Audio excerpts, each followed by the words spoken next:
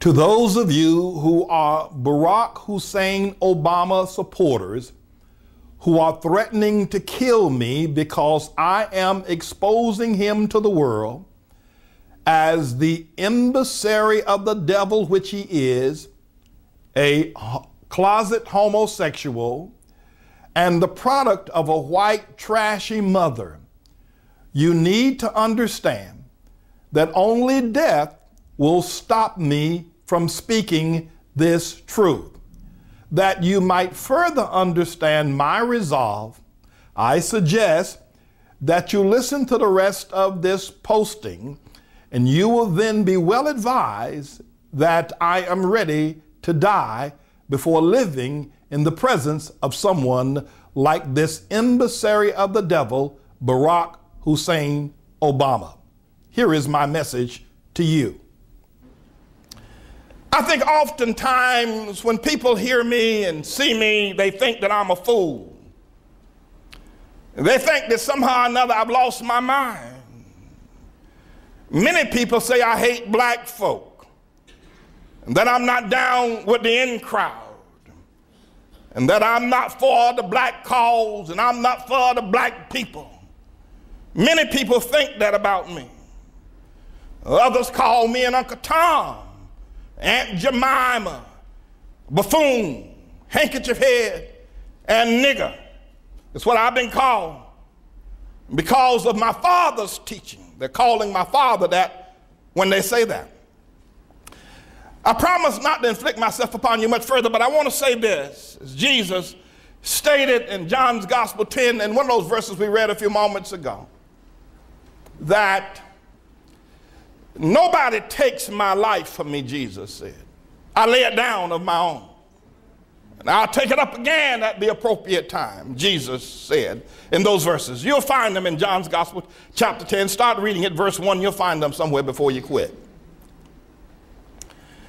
But I want to say this here today and now, and I pray that it's received and understood. As I walk as a man who's now trying to regain my father's dignity, his honor, and his teaching. And this is just my earthly father, mind you. I'm not talking about God the Father. I'm just talking about my earthly father. As I walk now, the attempts to regain that, it needs to be understood no matter what people call me. And they've called me everything.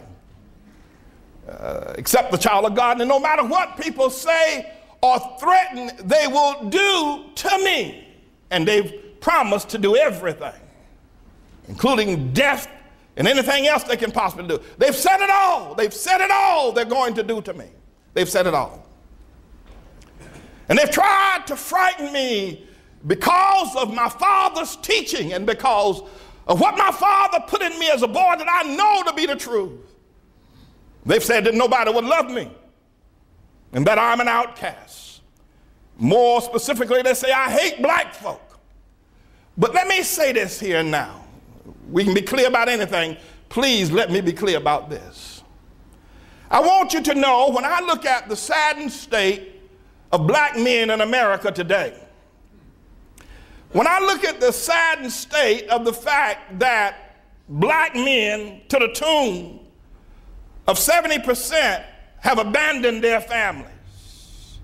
During the days that my father raised me, all black men were at home. When you see 3 children coming down the street from 3 different families, 2 of them don't have a daddy in the house. They don't know what it is to hear their father snoring in their own house. 2 of them out of 3. You go up to the hospital, Harlem Hospital, North General St. Luke, Columbia Prayers, any of these hospitals here in New York and then across America. Go to the maternity ward. And of 3 women there that are black that are in labor and giving birth, only 1 of them have a husband or a father for that child. The other 2 are nowhere to be seen here in modern day America. The same people that hate me and tell me they're going to kill me for what I say and how I stand. Those people. I'm not afraid for several reasons. One is, if a man doesn't have the strength to feed his own family, he doesn't have the strength to kill me.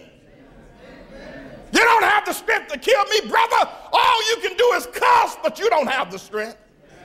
It takes commitment to something, and you're not committed to anything. You're just a whole lot of hot air talking about killing me. But for those who are hired to do so, let me say this. Those of you who are faithful followers of me, when I look at the sorry state of the black community, the destruction of the family, the loss of integrity, when as a young boy, black shot down every day for 2 years without stopping on the streets of Philadelphia, and the same in Jacksonville and Chicago and in Detroit.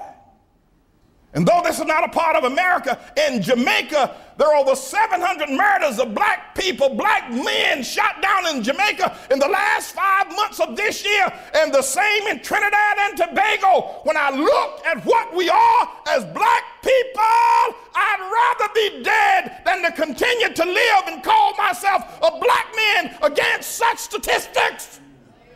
I don't want to be one of you.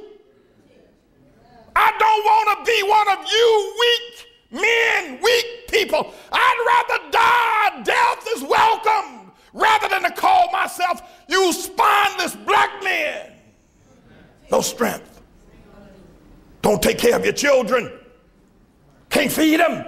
And you don't have any integrity, and you won't listen to truth. I'd rather be dead. Come on with it. You'll do me a favor. You'll make my day. But while I have life, while I have breath, while I have strength, I'm going to keep on preaching to you black people until you get the strength of God, the power and the wisdom of God back in you. You better kill me. That's what you better do, because if you don't kill me, I'm going to deliver you.